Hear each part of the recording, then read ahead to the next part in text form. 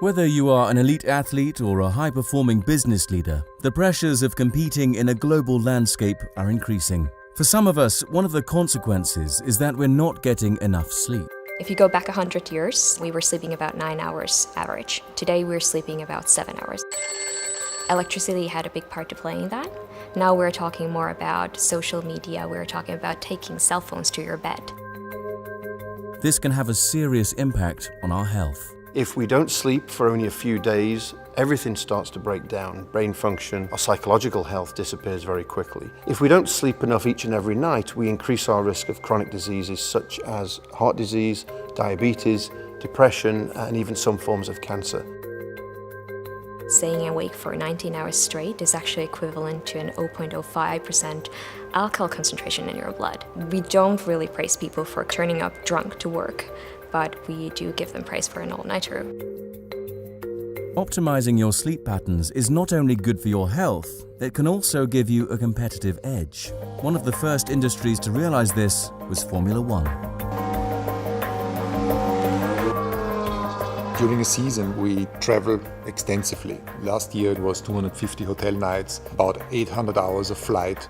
And arriving means working in a high-pressure environment.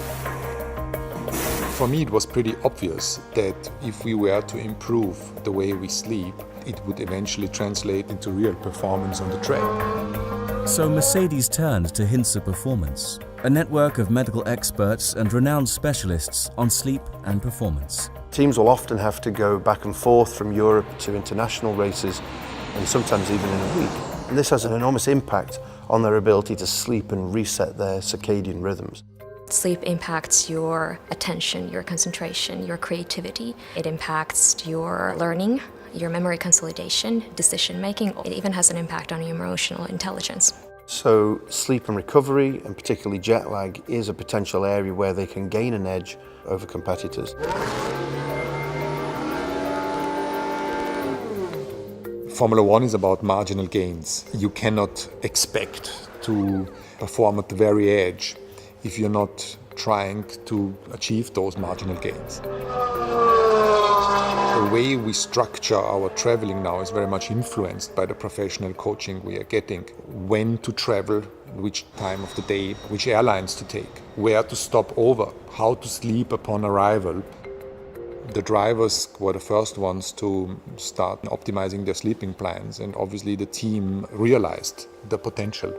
How can today's business leaders apply this model to maximize their performance? In addition to F1, we actually work a lot with corporate executives who are super performers in their own right. Some CEOs travel double the amount of F1 drivers. They are constantly battling with jet lag and making decisions that are worth millions of dollars and potentially thousands of jobs. The leaders in business are realizing that to get the most out of themselves and to get the most out of their staff, we need to prioritize sleep, prioritize recovery, so that we can become much more efficient in our working lives. Look after yourself. The better you feel, the better you perform. Sleeping, eating, keeping yourself fit are areas that you have to tackle.